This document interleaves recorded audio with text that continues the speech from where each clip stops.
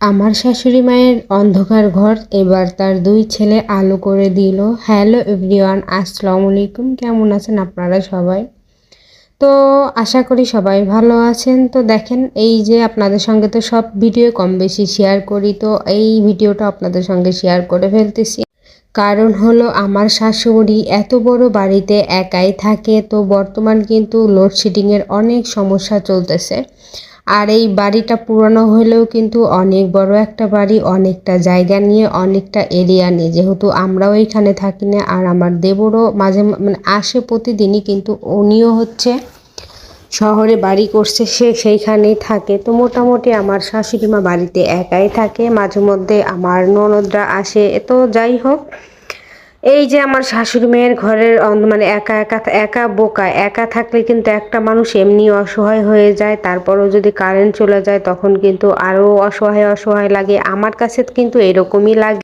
দেন এইবার গিয়ে দেখি আমরা আইপিএস এর লাইন টাইন করা, অনেক আগেই সিদ্ধান্ত নিয়েছিল যে এবার তার মাকে তারা আইপিএস লাগাই দিবে। তো আইপিএস লাগালে মোটামুটি একটা জিনিস থেকে কিন্তু শান্তি পাওয়া যাবে, সেটা হচ্ছে এই যে বারবার যে লোডশেডিং, সেই লোডশেডিংটা থেকে কিন্তু তারা হচ্ছে একদমই মুক্তি পেয়ে যাবে। তো এইদিকে দেখো আমার সোনা আবার একটু খেলাধুলা করতেছে, বাঁশি বাজাচ্ছে, মানে এটা হচ্ছে বল খেলার স্ট্যাম্প, তো সেইগুলো নিয়ে সে একটু দুষ্টুমি করতেছে। আর এইদিকে আবার চলে আসলাম রাস্তায়, আমার বড় ছেলেটা সাইকেল চালাচ্ছে। দেখি এদিকে আবার হচ্ছে সাইকেল চালাইতে গিয়ে মানে এই যেহেতু একটু বৃষ্টি কাদা, রংপুর আমরা যেদিন আসছি তারপরে থেকে বৃষ্টি, তো আমি আবার একটু দেখতে চলে আসলাম যে রাস্তায় সে একা একা কী করতেছে। তো আবার হচ্ছে বাসায় চলে আসলাম, এদিকে কিন্তু মিস্ত্রিও চলে আসছে। মিস্ত্রিকে হচ্ছে এই যে কাজগুলো দেখাই দিচ্ছে, সে কিন্তু সুন্দর মতো সেই কাজগুলো ভালোভাবে করে দিচ্ছে। এই যে দেখেন, এই যে মাল সাবানা রেখে দেন হচ্ছে মিস্ত্রি ঘরের মধ্যে আইপিএস এর লাইনটা সুন্দর করে লাগাই দিচ্ছে। তো আমার শাশুড়ি মায়ের অন্ধকার ঘর আর থাকবে না, একা একা থাকলেও হচ্ছে এই যে আমার শাশুড়ি কখনোই লোডশেডিং এর চিন্তা করতে হবে না যে লোডশেডিং চলে যাবে আমার ঘরগুলো অন্ধকার হয়ে যাবে।